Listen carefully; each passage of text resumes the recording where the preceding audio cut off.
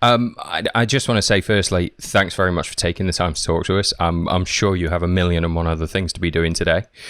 Couple of grant reports, couple of proposals, but otherwise, yeah, my head is in ultramarathon space, I have to say. Perfect. Well, in that case, could you tell us a bit about the history of the ForRangers Ultra? How did this race come to be? Well, it was one of those ideas that started in the pub and became a reality, like all the best, I think. Yeah. I got to know Sam and Pete in about 2013. Sam was working at Barana Conservancy, which used to have in Laikipia in Kenya, which years ago had rhinos, lost them in the previous poaching crisis, and in 2013 was able to import a rhino population that is now flourishing. And Pete was then training rangers, you know, all the physical fitness, all the anti-poaching skills that they need to keep the world's rhinos safe. And the two of them were really aware that rangers were not getting always all the support they need, you know, the right equipment, the right living conditions, motivational things, gym equipment, things that make their lives, which are pretty tough, bearable. And so the two of them cooked up this scheme, which would be initially for them to run the Beyond the Ultimates Jungle Ultra. And sort of 5 days later, many bruises, many insect bites, many blisters, later concussion for Pete. Yep. They came up with the idea of holding an ultramarathon in the places in they worked, in Laikipia in Kenya. And they needed a charity with fundraising experience and came to Save the Rhino, because by then we've been working together on a bunch of things. And we said, yes, we could be the support that helps recruit runners and helps explain to runners how to fundraise, what the funds raised would be going on. BTU would provide all the race logistics that they've had so many years experience of doing so successfully. And ForRangers, Sam and Pete, would be the guides on the ground making all the logistics work in tandem with conservancies that we run through. And this wonderful, crazy event launched in 2018. I was really proud to take part. Took place again last year and should have been happening this year, but of course it's been postponed due to COVID. And talk about going the extra mile. You mentioned that you actually ran the first race yourself, right? So can you tell us, having been there yourself, can you tell us a bit about your ForRangers Ultra experience? Yeah, well, just going back a little, I'd never run, you know, not since school. And then when I came for my job interviews at Save the Rhino back in 2001, I discovered that our three trustees at the time were all training to take part in the Marathon des Sables. And I, you know, not just take part, but take turns to do it in rhino costume. And I was so impressed that here were trustees who didn't just turn up to quarterly meetings, didn't just write the occasional check, but actually put themselves on the line to fundraise for rhino conservation. I thought, I have to work for this organization. So I promptly signed up for the London Marathon, didn't do enough training, thought I'd better upgrade to rhino costume so that at least I could walk without shame. And then I was so inspired by the Marathon des Sables that I booked my husband and me in to do New Yorkers training for the Marathon des Sables the following year. And I will never forget that feeling when I crossed the finish line and the rest of the team allowed me to do it in rhino costume, which was such an honor. I felt for the next 6 weeks, if I really put my mind to it, I could do anything. Now, okay, I realize that's not true, but that feeling is just one of the best things I've ever had. And so, you know, I'd done other marathons and another ultra since then, but when we came up with the idea of the ForRangers Ultra, I had to do it. I've always believed that you can't ask other people to do something you're not willing to do yourself. And anyway, I would have bitten anyone's hand off to be able to do this. You're on foot, you're running through big 5 conservancies. You have the chance of seeing rhinos, elephant, leopard, lion, and buffalo. It is thrilling, and more than that, you're on foot for 5 days. You're self-supported. Yes, you could, you know, if you're lucky enough to be able to afford it, you can go to these places. But even then, to be on foot, to spend entire hours on your own, other than being protected by the rhinos, that's a privilege many people just don't get to have. And the area is absolutely stunningly beautiful as well, isn't it? Obviously, this is all about the wildlife, but it's a beautiful, beautiful place. And they're very important areas that we've chosen to run through as well. Can you tell us a little about those? Yeah, so it's practically on the equator. On the final day, we see the line of the equator. It's in the foothills of Mount Kenya, and early morning before the mist comes up, you see those volcanical peaks of Mount Kenya, and it's absolutely stunning. So there are the rolling terrain, beautiful tracks. And the reason why we chose this area is, yeah, the scenery is gorgeous, but also we run through 4 of the big rhino conservancies that Save the Rhino has supported for a couple of decades now. So Lewa, Barana, Old Jogi, Old Pejeta.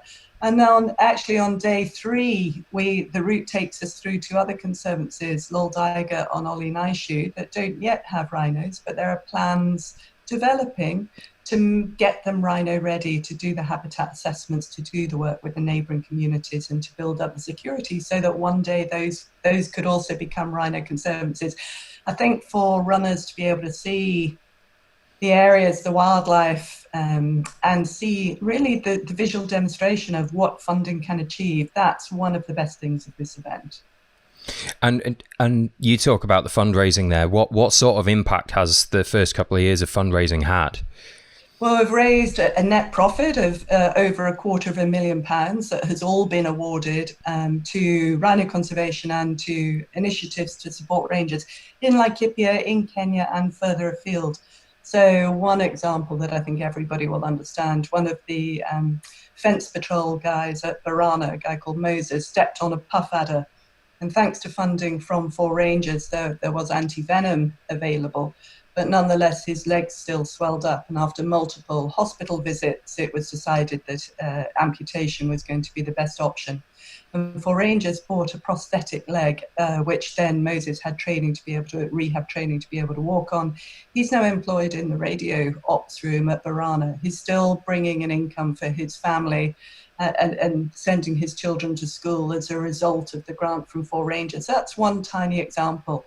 In the recent COVID crisis, ForRangers has been buying rations for rangers and conservancies throughout Laikipia, with just making sure people have got food, including in the neighbouring community conservancies that don't have rhinos. We all rely on having good neighbours who understand and appreciate the benefits from wildlife. It's not an us-them situation. We're all in it together. And that level of grants and the motivational impact it's had on the rangers who work in those conservancies.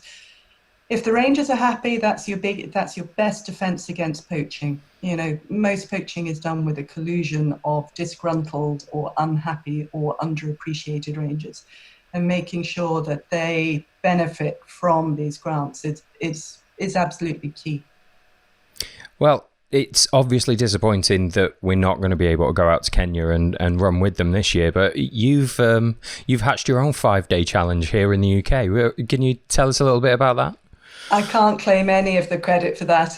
We had recruited 3 friends to do the ForRangers Ultra with us, Graham, Laura and Charlie. And like me, they're all disappointed not to be coming to Kenya this year. Of course, we've all intended to come next year, but Graham has worked out a map that takes us through Hampshire and Wiltshire. So starting a couple of days later than the others, starting on Friday, we will be doing a marathon a day with our kit. We do have a support crew putting up our tent each night. We've gone a bit soft, but then that's kind of like the real thing. Yeah. We will be fundraising, and our aim is we will finish on Tuesday, World Rhino Day, the 22nd of September. And on that day, as is tradition, we will be doing it in rhino costume and taking it in turns to wear it. And I kind of like to think with this, when we say it's ultra adapted, it's no lighter, it's no more comfortable, there's no better visibility. It's just got a bunch of extra Velcro straps to stop it sliding around on top of our rucksacks. But yeah, I like to think that there's the DNA in this costume of all the other runners who have done marathons and ultras before. Some of the blood, sweat, tears, and sheer exhilaration of finishing is in that costume. He starts as Mr. Rhino, he ends up as the Beast or worse, but there's something about doing it in rhino costume that pulls people together. Oh, fantastic. I'm glad you're going to be out there covering some miles while our virtual runners are going to be out there as well. And speaking of the virtual runners, what would you like to say to anyone who is competing in the virtual ultra or that's signing up for the 2021 version of the race? Oh, it's pretty simple, really. Enjoy yourselves, and you may well get blisters. You may well get bits of the day where you think, why the hell am I doing this? But when you come next year and you meet the rangers that these funds are going to support, when you have a rhino encounter, I think we can guarantee a safe one. You get to see firsthand what the money you're raising achieves. You know, with a charity like ours, it's hard. You can't take people firsthand and show every single person what we're doing. But I think these runners get a special insight where they get to talk to the people, those fireside chats in the evenings where you can do your Q&A and just hear in their own voices why this event is so important. I think everybody will look forward to that. I just want to add as well, it's important for the Rangers. They see people coming all over the world to take part in an ultramarathon on their land and to see them at work. It's really pretty mind-blowing for them to experience just how much people care about them and their jobs. And we're all in it together. Thanks for taking the time to talk to us and for taking the time to talk to the Virtual ForRangers Ultra runners today. It's greatly appreciated. I hope you enjoy your time out on the trails over the next few days too. Thanks, Will. And to all the runners, thank you so much for taking part. And I look forward to seeing a lot of you on the start line next year.